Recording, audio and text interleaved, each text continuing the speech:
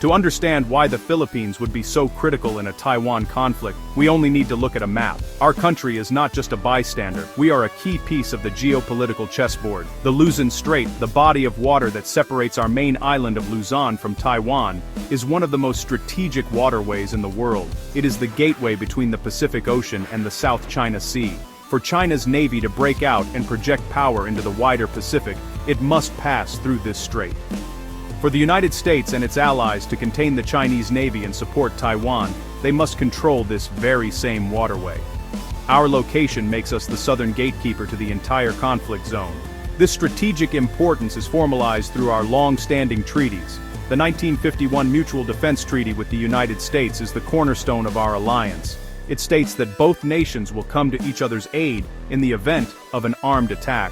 While the treaty's application to a Taiwan scenario is complex, a more recent agreement, the Enhanced Defense Cooperation Agreement, or EDCA, is far more direct. EDCA allows the U.S. military to build facilities and preposition assets at designated bases within the Philippines. In the run-up to a potential conflict, we have already seen the U.S. accelerate its use of these sites, turning them into logistical hubs for a crisis that now seems to have arrived. Think of our country as an unsinkable aircraft carrier. From bases in the Philippines, U.S. forces could launch aircraft, ships, and missiles to support Taiwan's defense. They could conduct surveillance, intercept Chinese communications, and disrupt enemy naval movements. This makes our territory invaluable to the American war effort. But this value comes at a steep price. By hosting American military power, we transform ourselves from a concerned neighbor into an active participant. We are no longer just watching the fight from the sidelines. We are providing one of the fighters a corner from which to operate. This decision, whether we make it willingly or are pressured into it, changes everything. Our importance is not just military. We are a democratic nation in a region increasingly dominated by authoritarianism. Our stance would send a powerful message to the world about the strength of alliances and the commitment to a rules-based international order. The Philippines would become a symbolic front line in the ideological struggle between democracy and autocracy. However, this also means we would become a primary target for China, which has explicitly warned it will crush any nation that facilitates foreign intervention. Our strategic location and our alliance with the U.S. place us squarely in the crosshairs, making our role both indispensable and perilous. In the first days of the conflict, the transformation of our country would be swift and visible, especially in the areas around the EDCA sites in Luzon, Palawan, and Cagayan. Picture this: C-17 Globemaster transport planes, massive gray birds of the U.S. Air Force landing one after another at our airfields, offloading troops, equipment, and supplies. Naval bases in places like Subic Bay would see a surge in activity, with American warships docking for refueling and rearmament. The hum of military activity would become the new soundtrack for entire communities. This would be the physical manifestation of our alliance, America activating its forward positions on our soil. These bases would not just be parking lots for military hardware, they would become nerve centers for the war effort. From here, the US and its allies, possibly including Japan and Australia, would coordinate complex military operations.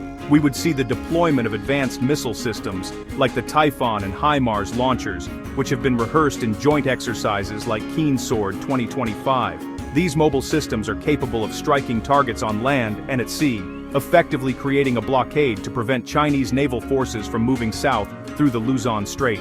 The Philippines would become a critical launchpad for the Hellscape strategy, a U.S. plan to slow an invasion by deploying thousands of drones. For Filipinos living near these areas, life would change overnight. The sudden influx of thousands of foreign soldiers would strain local resources, from housing to water supplies. Roads would be clogged with military convoys. The sound of fighter jets roaring overhead would become a daily and nightly occurrence. While this military buildup might bring a temporary economic boom to some local businesses, it would also bring an undeniable sense of tension and danger. These communities would understand, more than anyone else, that they are now living on the front line of a major global conflict, making them potential targets. The Philippine military, the armed forces of the Philippines, would be working hand in glove with their American counterparts. Joint patrols in the West Philippine Sea would intensify. Our radar stations and surveillance assets would be integrated into a wider Allied network, providing critical intelligence on Chinese movements. Our own soldiers would be on high alert, guarding our territory against potential incursions and preparing for the worst-case scenario, the conflict spilling over directly onto our shores. This partnership would be a test of our military's modernization and its ability to operate alongside one of the world's most powerful armed forces in a real-world combat scenario. The moment the Philippines becomes a staging ground for the US military, it also becomes a target for the Chinese military. This is the brutal and unavoidable reality of our position. China's military doctrine emphasizes striking preemptively to disable an adversary's ability to project power. This means that the EDCA sites, the very bases hosting American forces, would likely be among the first targets of Chinese missiles. Imagine the terror in communities in Cagayan, Isabela, or Pampanga, as air raid sirens wail and the sky is lit up by incoming ballistic missiles aimed at neutralizing the American assets stationed nearby. The war would no longer be on television.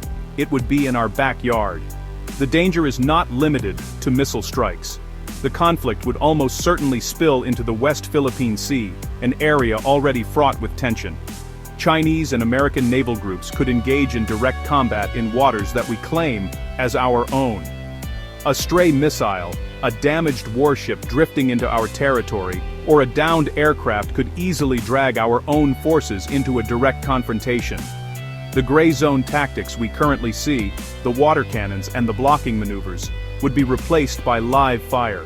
Our fishermen would be forced to stay in port, and our Navy and Coast Guard would face the impossible task of defending our sovereignty amidst a battle between giants.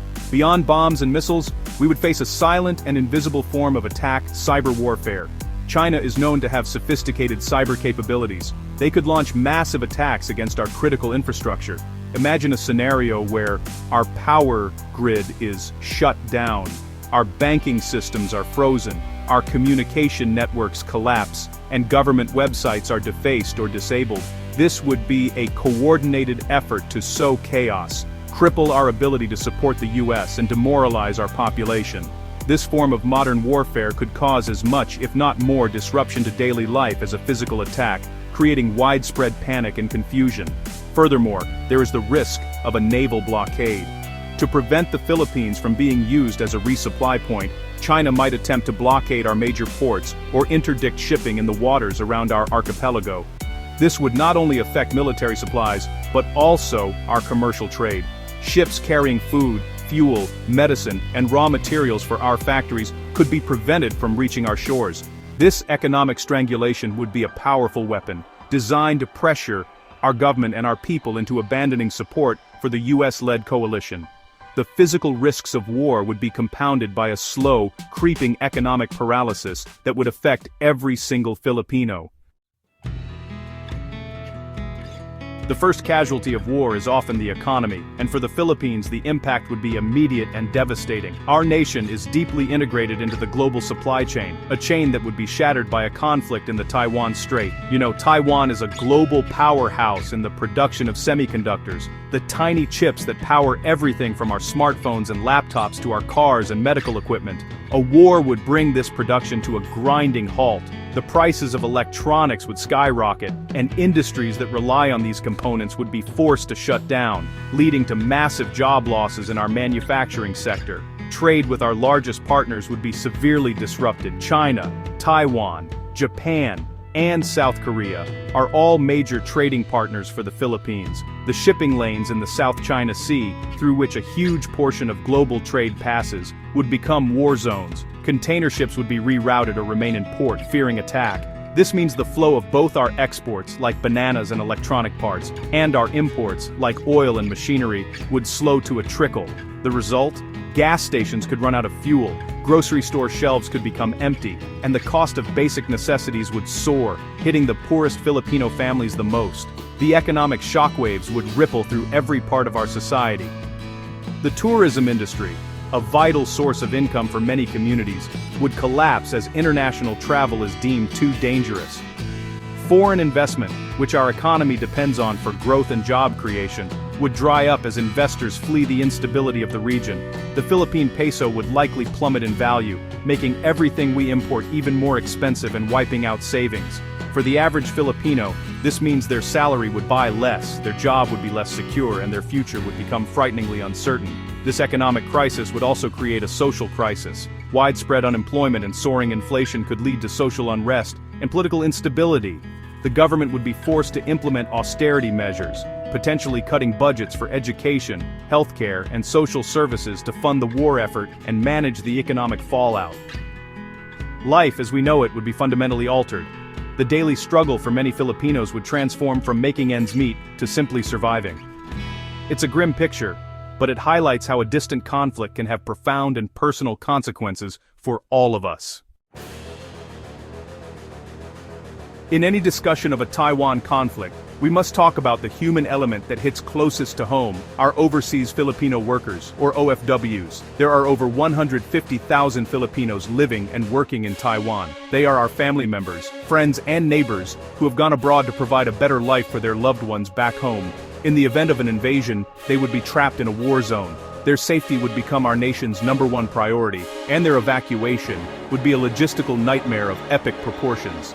How do we bring home 150,000 people from an island under attack, with airports and seaports likely being the primary targets? The government would have to scramble to execute a non-combatant evacuation operation, an NEO, on a scale never before attempted. This would require coordinating with whatever transportation is available, whether that's chartered flights, naval ships, or even private vessels, all while navigating a dangerous and active combat zone. The stories we would hear would be harrowing. Filipinos hiding in bomb shelters, struggling to find food and water, desperately trying to contact their families back home. The emotional toll on the nation would be immense, as every Filipino would feel connected to the plight of our kababayans trapped in the crossfire. Simultaneously, as we try to get our people out, others would be trying to get in.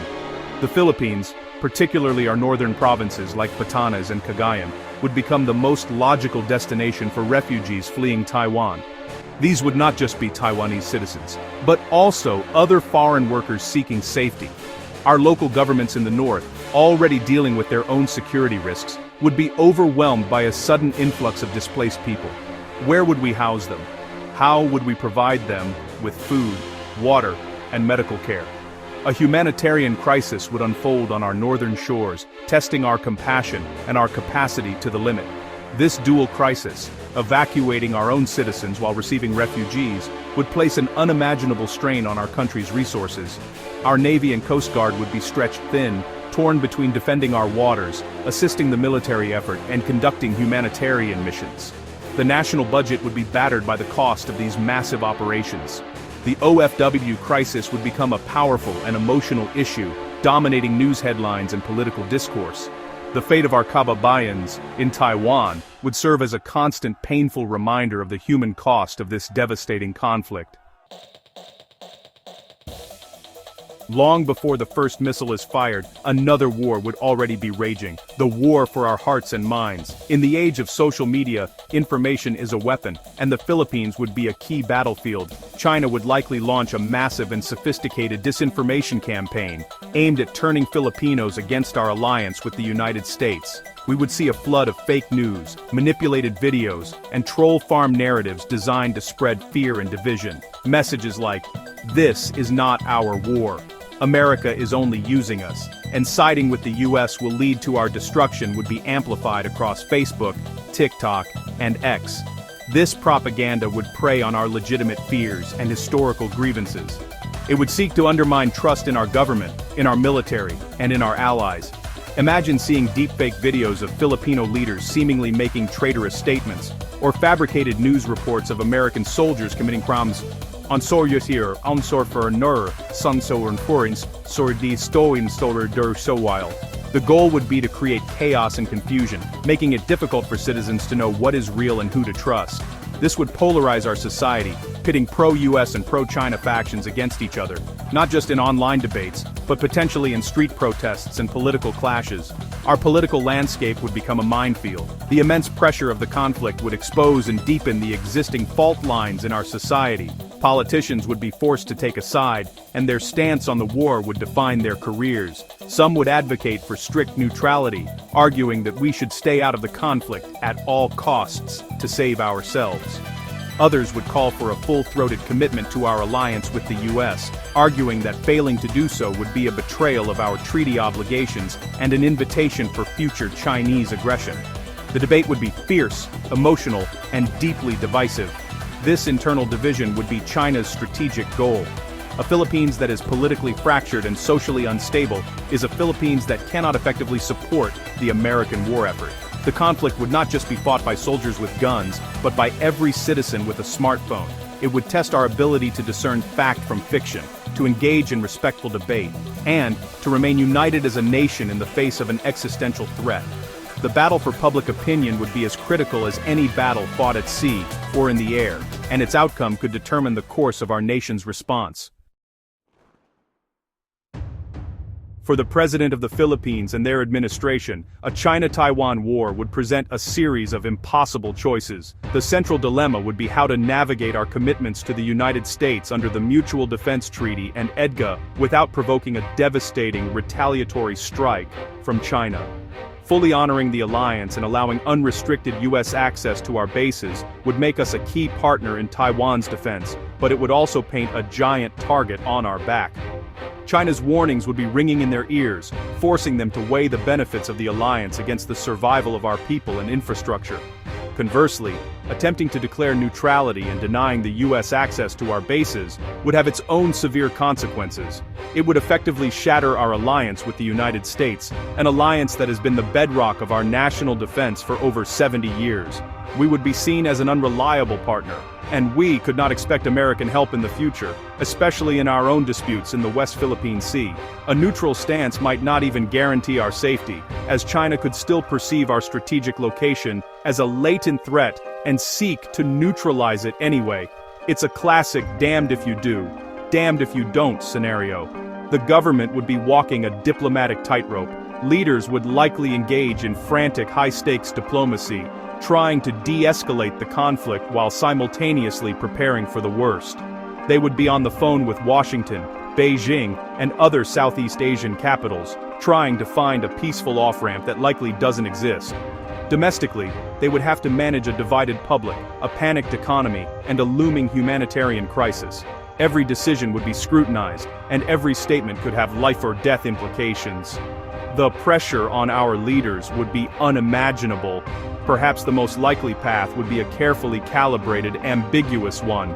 The government might try to limit the scope of U.S. activities on our soil, allowing for logistical and humanitarian operations, but stopping short of permitting direct offensive launches from our territory. This calibrated cooperation would be an attempt to thread the needle, to provide some support to our ally without crossing China's reddest lines. However, in the fog of war, such distinctions can easily be lost. A logistical base can be seen as an offensive threat.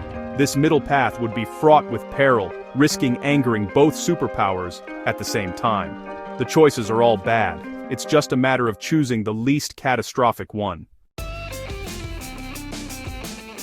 As we step back from this grim but necessary thought experiment, the picture becomes clear: a war over Taiwan would be a national catastrophe for the Philippines. It is not a distant conflict we can afford to ignore. From direct military strikes on our soil and the potential for clashes in our own waters, to a crippled economy, a humanitarian crisis with our OFWs, and deep political division, every aspect of our national life would be upended. The Philippines, due to its geography and alliances, would not be a spectator.